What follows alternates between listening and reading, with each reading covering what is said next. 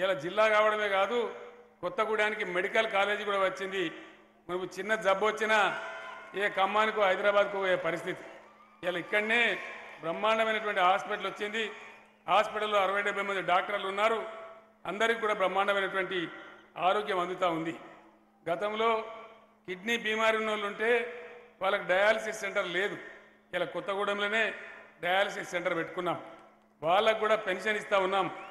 ఈ రకంగా గిరిజనులకు పంచాల్సినటువంటి పోడు భూములు అయితే పోతున్నాయో 16,769 ఎకరాల భూమిని కొత్తగూడెం నియోజకవర్గంలో గిరిజనులకు పట్టాలు ఇవ్వడం జరిగింది. 4,500 కుటుంబాలకు దాంతో లాభం కూడా జరిగింది. ఓన్లీ పట్టాలు ఇవ్వలే, వాళ్ళ మీద కేసులు ఎత్తేసినాం. ఆ పట్టాలు ఇచ్చిన వాళ్ళకి రైతు బంధు కూడా పెట్టినాం, రైతు బీమా కూడా ఇస్తున్నాం. ఇవన్నీ కూడా మీ కళ్ళ ముందే జరిగిన సంగతి మీకు తెలుసు అని చెప్పి నేను మనవి చేస్తూ ఉన్నా.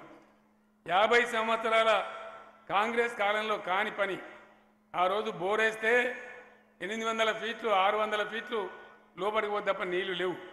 కానీ ఈరోజు మొత్తం భారతదేశంలో భూగర్భ జలాలు కిందికి పోతూ ఉంటే ఒక్క తెలంగాణ రాష్ట్రంలోనే భూగర్భ జలాలు పైకి వచ్చినాయి. ఇది మన లెక్క కూడా కాదు, కేంద్రం తెచ్చిన లెక్క. 739 టీఎంసీల భూగర్భ జలం రీఛార్జ్ అయి భూమి లోపల ఉంది. అంటే 2 నాగార్జున సాగర్ ప్రాజెక్టులకు సమానమైనటువంటి నీళ్లు తెలంగాణ భూమిలో ఉన్నాయి. ఈరోజు ఈ రకంగా ఉంది.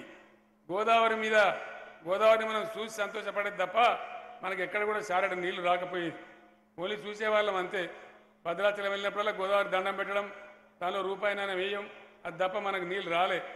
ఈరోజు బ్రహ్మాండంగా సీతారామ ప్రాజెక్టు కడతా ఉన్నాం. అది 70% పూర్తి అయింది. ఇంకా కొద్ది నెలలలో సమాప్తి అవుతుంది. వచ్చేది బీఆర్ఎస్ గవర్నమెంటే, దానిలో ఎటువంటి డౌట్ లేదు. మళ్ళీ నేనే వచ్చి ఆ ప్రాజెక్టు కూడా శంకుస్థాపన చేస్తానని మనం చేస్తూ ఉన్నా. గతంలో కరెంటు ఏ విధంగా ఉండేది? ఎవరైనా ఒక చిన్న హోటల్ నడుపుకుంటే అతనికి గిరాకీ 1000 రూపాయలు వస్తే కరెంటు బిల్లు మాత్రం 1500 వచ్చేది. ఆ రకంగా ఉండే. ఈరోజు బ్రహ్మాండంగా చేసుకున్నాం.